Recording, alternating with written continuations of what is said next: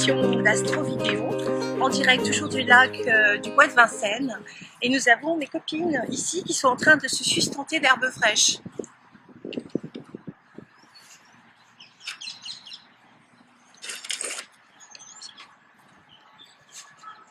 Nous allons parler donc, je vais parler des aspects astrologiques marquants de ce 7 novembre 2015 qui réserve bien des surprises et au signe de la Balance et au signe de la Vierge.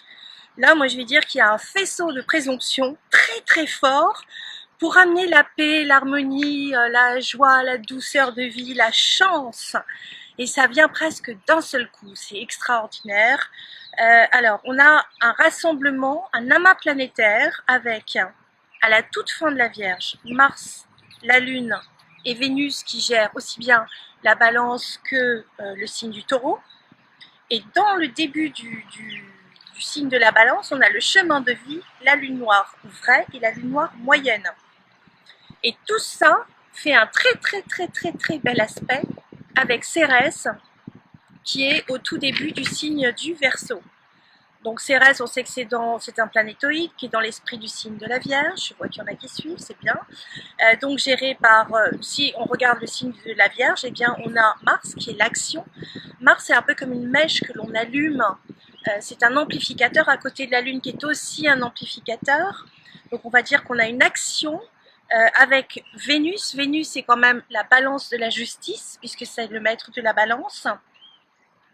Non loin de là, sur le deuxième décan, on a toujours Jupiter, qui lui fait par contre un bon aspect avec Pluton en Capricorne. Donc on a vu ça hier, le discernement, la sagesse, la profondeur, la transformation positive qui est due à un discernement, qui soit de la justice ou pas. En tout cas, c'est un signe de service.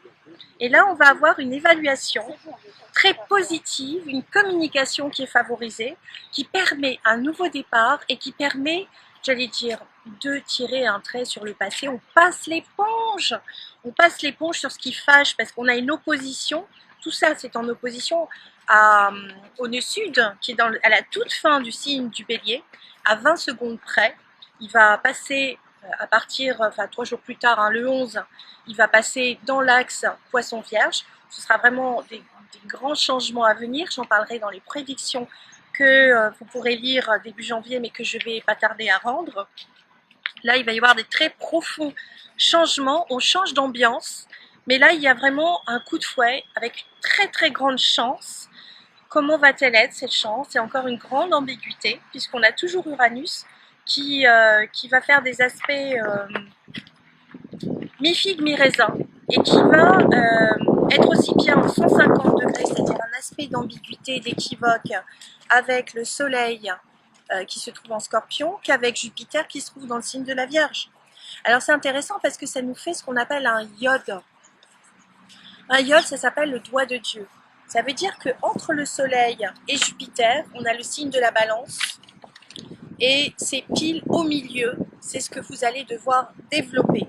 Donc il faut voir où la fin du signe de la Balance se situe, dans quel domaine de vie, dans quelle maison, quelle signification ça a. Ça peut être intéressant de venir faire le point. Venez chez moi. Après tout, puisque vous m'écoutez, venez chez moi. Et donc ça peut être intéressant de voir quel est le retournement de situation, comment ça évolue pour vous, mais c'est très clair, c'est un nouveau départ. Il va y avoir de belles choses qui vont se produire. Il y en a des plus dures, mais il y en a des très belles. Si une porte se ferme, c'est parce qu'il y en a une autre qui s'ouvre. Quelle va-t-elle être? Et c'est ce que nous verrons prochainement. Prochaine astro vidéo, c'est dès demain. Et en attendant, je vous embrasse très fort, mes petits canards.